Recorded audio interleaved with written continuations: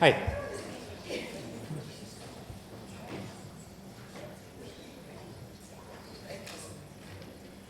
So I'm Nick, I'm from the King's College London, the Department of Biostats and Health Informatics, and on behalf of my co-authors, I'm going to be speaking about our work into speech variability and in particular looking at timing features within speech and looking at them in non-pathological circumstances to try to understand sort of expected variability versus expected variability in speech signals so that we can learn how to apply things within certain pathological conditions that we're interested in.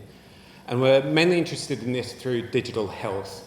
So we all sort of know in this room already that speech is actually quite a good health signal. We know it's got this unique mix of cognitive, neuromuscular, physiological information. We know that it can track change in symptom severity across a range of different mental health conditions. And this can be used to facilitate timely support, things like this. It's objective, it's longitudinal. We all know the advantages here. There's plenty of work out there showing that there's a lot of health signal there. But as we want to move forward into something from the research domain and start to apply it in a clinical domain, we're actually going to face quite a lot more challenges. And we need to start thinking of speech as an entire pipeline. There is quite a lot of research that happens now looking at data that's already been collected and doing secondary analysis to develop a new machine learning algorithm to better improve some sort of diagnostic accuracy. But what we're not thinking about within all of this is that when we're moving within to health, we're moving into monitoring. Speech is a spoken signal by someone in a room. They have to say something, we have to measure it. When I cover this microphone up, my speech signal is very different to when I'm not covering my microphone up. You've perceived a change in my voice, an AI algorithm will perceive a change in my voice and it could misdiagnose something completely when I've just covered my microphone slightly. And there's all sorts of these sorts of variability here. And these are huge translational challenges for us as we start to go forward. So we need to understand sources of variability in speech signals better. And from this, we need to start to develop protocols for speech recording, speech processing, and speech analysis that are going to push us forward into the sort of next generation of products that can really be used within NHS settings now. Why is this really sort of important to understand expected variability? Just going into this a little bit more. Work we presented last year at Interspeech just showed with the presence of room reverberation, voice quality such as jitter, shimmer, capsular peak prominence changes. These changes were almost one standard deviation difference to each other. This is in the same group of speakers, just recorded in two different rooms, one after the other. We've randomized through the rooms, we've controlled this very nicely. These are the exact same changes we would see if someone was recorded in a low depressive state versus a high depressive state as well. So this is a very good use case here of why we need to develop more reliable models, but we also need to develop more reliable ways of putting the signal into the actual model in the first place. But that's just more a bit of background about a lot of the research that we're doing internally at King's at the moment. We're trying to push out. What I want to speak to you guys today about is timing features in particular. So are timing features susceptible to different methodological variations? Is essentially the research question that we're trying to answer here. This has got big implications in health because timing features are very, very important in different neurological conditions such as ALS and Parkinson's. Changes in sort of speaking rate and changes in pausing dynamics are really reflective of different downturns in disease severity. And again, as a sort of problem as we move forward into this diagnostic, we need to make sure these tests are reliable, they're done the same way. Are we measuring the pause the same way is a really important question. A lot of different health things here. And the other side of this is there's a lot of different ways we can measure pausing in speech. Some are quite simple, some are more complicated. When we want clinicians to actually apply these tools, that comes into play as well, like how the sort of price of entry into some more advanced mechanisms to do here. So basically skipping sort of almost to the end, we see big differences depending on different methodologies for extracting timing features. And that's probably not that surprising to everybody in the room who's ever had to sort of play around with these different speech technologies and try to get these pieces of information out of there. But as I said, it's really sort of important. It's a big sort of thing that we need to tackle and huge challenges. And we're showing these changes in a very healthy population. We've not even looked at how these variabilities start to affect into more pathological conditions. So what we're comparing is just 3 fairly straightforward pipelines. We wanted to develop stuff that was open source. We didn't really want to do much fine tuning on all of these. We just wanted to use stuff almost as out of the box as we could. So the first system we did was a very simple one just with Pratt. It basically does some energy thresholding. It is the noise level above or below 3 dB. It sort of goes, well, there's speech or there's silence. And then it also starts to look at sort of different intensity fall-offs where syllable centers might be, and we're able to get some form of speaking rate from there. We also then looked at 2 different forced alignment pipelines. They both use the Montreal forced alignment as the sort of back end, and we just looked at Whisper and Wave2Vec as fairly standard ASR models for generating the transcriptions with, and then started to extract a lot of different speech properties through these. So, yeah. Pratt, intensity-based thresholding, it's not going to be subject to transcription errors, but it's susceptible, to other sort of forms. If the speech isn't recorded well, there's other things that might be happening here. Whisper, sort of probably towards the state-of-the-art for out-of-the-box ASR. But Whisper has a problem when we come to start thinking about speech timing, in that it removes disfluencies. It's made to generate something that's very readable. And so this can mean ums, ahs, little fillers, repeat words can be removed through that text normalization properly as we move towards readability as an output for different ASRs. Wave2Vec is a little more verbatim, but the sort of price for that is that it's probably not going to be as accurate with the actual words going on. So we're trying to look at just sort of different properties through here. And as I said, we use the Montreal forced alignment. We just use the standard acoustic model that was generated using a bit of British English data there. So it was as close as we could to our sort of population that we recorded. The speech we used was from a couple of pilots that we ran into understanding natural variability in non-pathological populations. So we recorded 1 cohort of people in the morning, around lunchtime, and in the evening. They were all in the same recording space at a psychological testing room that we have at KCL. We had a second population where we sort of recorded them in the gaps. So we recorded them on Monday, we recorded them on Wednesday, and we recorded them on Friday. And we recorded a lot of speech in this process. It was 58 people all up, but we recorded them off a range of different microphones, 3 smartphones, 1 headset, 1 normal condenser microphone. It was a lot of organisation, and Judith and Lauren, who were in the room, did most of that and had several, very, very long days trying to get all these day recordings done. We've got repeat recordings of the day recordings as well. It's a really fun data set to actually start to play around with to check how well these sort of tools are working. Fairly well balanced, especially in the day study for gender. Would have preferred a slightly wider age distribution, but taking people from universities, we'll sort of get what we can. As I said, these are highly supervised recordings. We've sat everybody down, we've measured everybody's distance to microphone, we've maintained everything as best we could to start to ensure that the differences we're seeing in our recorded samples were what we were trying to actually pick up in terms of these natural variations. So the results I'm going to present today were recorded on Audio-Technica AT2020, just USB standard microphone. We picked it because it was very, very popular for podcasting.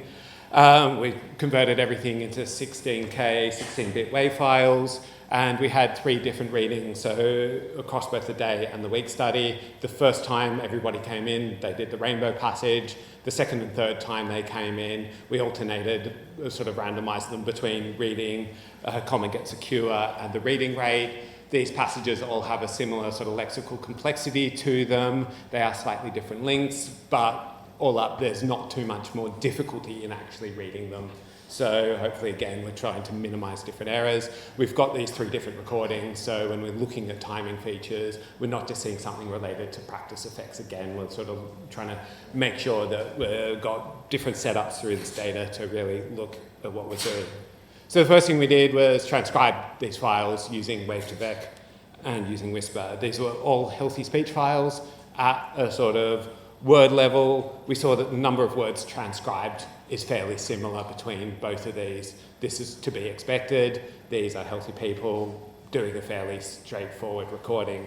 When we looked at the character level, so we looked at the Levingston distance, which is the number of characters we would need to change to convert one recording, one transcript to the other, we started to see bigger effects. So on average, we had 60 character differences between Whisper and Wave to Vec, which was surprising, but we thought this is probably due to that sort of text normalization function going on within Whisper, as it's sort of converting the words, tidying up the text. It's gaining or losing something. Well, it's losing something a little bit with there.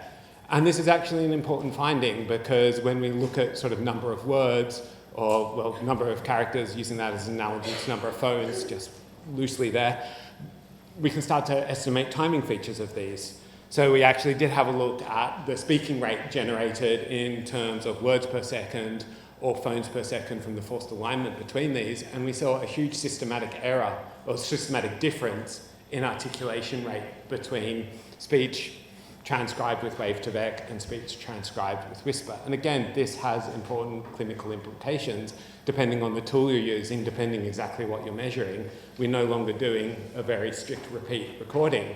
You wouldn't sit and have huge differences in an MRI between morning and afternoon, or between one MRI and a separate MRI machine, but between two different speech machines, we're seeing these big differences here. And these are the very sort of more basic features. But as I said, we were more interested in timing features. So we looked at several different timing features that we got from sort of ALS and Parkinson's literature. So pause duration, we were looking at both the mean and the covariant variance there. We're looking at pause rate, pause time ratio, and phonation ratio. We also picked these features as they're a little bit more agnostic to the length of the file there. So once we're sort of doing our comparisons, they sort of worked well. So we just looked at mean differences with all our recordings through linear mixed effects models, controlling for age, gender, recording, study arm, L1 English, a few other scenarios there. What we found on the whole was sort of a little bit what we expected, that the Pratt features did differ greatly from the two forced alignment features. And this is not to be unexpected because they're using two very different mechanisms, but again, has some translational issues. We did see some disagreement, especially in the sort of pausing duration measures between Whisper and Wave to Vec pipelines, and we dug into this a little bit further to try to understand it, and it was sort of due to what we thought. There's differences when we take into account removal of words through ASR. So one of the biggest cases we found was someone repeated the phrase "and the width of the coloured." That's not an insubstantial amount of repeat words, but Whisper removed that completely, and from our forced alignment, we had this massive pause there when both Wave to Vec and Pratt actually had taken into account that repetition was in the recording.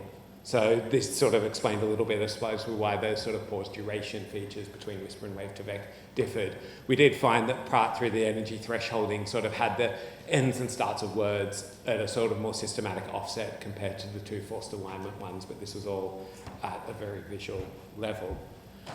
So the final test we did was a little bit more abstract. We had repeat recordings, so we wanted to make sure we looked at sort of test-retest reliability through these, not so much as a marker of test-retest reliability, but more so in saying, like, if we're looking at the interclass correlation coefficient, which is a measure of variance over repeated recordings, if all our different pipelines are measuring the same thing, they all should get the same ICC value from them, in theory.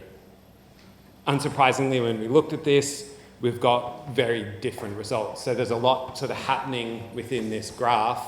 So the main thing, as I said, to focus on here is what we'd expect if we had all mechanisms, sort of all extraction pipelines measuring the same effect in speech. All these ICCs should be the same value. There should be some point on that curve, but we can see that they're very different, especially in the day study, which is most likely due to effects such as morning voice and other things that were probably more prominent within the week study. We see that Pratt definitely in the day study is more offset than the other two measures, but even within these two forced alignment measures, we're still getting very different outcomes here. So yeah, all up, timing mechanisms, very common things, pause timing, pause measures, all of these measured very differently through fairly similar mechanisms of doing it. So this, as I said, has big translational problems. So consistent difference between timing features extracted using different methodologies. And this was, as I said, healthy controlled data. We've tried to record it in circumstances as best we can to minimize other measurement errors to make sure that we've really got a strong signal of what we're measuring. We need to start to, talk more about how things were recorded, how features were extracted, reporting above that full pipeline in health scenarios, because this has big implications of what we're actually measuring. These choices could also be confounding in terms of if we're using one of these methods, we're going on and saying this person does or Parkinson's has got better or worse, or this person's symptoms for ALS has got better or worse. We need to make sure that we've measured it the same way each time. We're currently not sort of in a position to really reliably do that. We need to improve the reliability of features that are being passed into these sort of systems and into our AI measures and really start to improve everything at a big level. And yeah, this is actually quite a big barrier. We speak to clinical trials teams at IOPPN all the time, and because we sort of say, hey guys, we can be a secondary outcome measure in your clinical trials, you should just be recording speech, we should be doing this, we should be doing that. They look at results like this that I give them and sort of, they don't laugh at me, they're not that impolite, but I'm fairly sure they're giggling away in the background after I've left the room at our sort of repeat reliability measures within these. We've been given that challenge. We need to make speech analysis reliable at a very much a clinical level to be able to push things forward into secondary outcomes in trials. And yeah, there's not just challenges in here. I think as we record longitudinal speech samples and as we start to analyse things longitudinally, we're seeing a lot more problems coming up. And other problems that I do speak fairly regularly about in other forums in the area, sort of a lack of harmonisation in terms of how we collect, how we analyse, how we report things. If we try to do systematic literature reviews over this field, currently it's messy and collapses down to about 2 or 3 papers. We're not doing ourselves any favour in terms of building consistent evidence bases to take things forward into clinical scenarios, to be able to use in clinical trials, to be able to start to use speech as the signal we know it is in terms of something that's being a really rich, really valuable health signal that could probably have big benefit across a range of different clinical populations. With that in mind, I'm currently putting together a Wellcome Discovery grant looking at how some of these improvements can do, and I'm definitely looking for people who are interested in coming on board and helping develop out, especially that speech technology side, in more pathological environments within sort of clinical settings within the NHS, and really start to dig at some of these bigger problems we face as we move away from research and into clinical applications. So with that, please do contact me if you'd like to get involved in any of this research. Happy to hear from anybody and talk to anybody, and yeah, questions on both that and I guess the work into timing features as well. Thanks.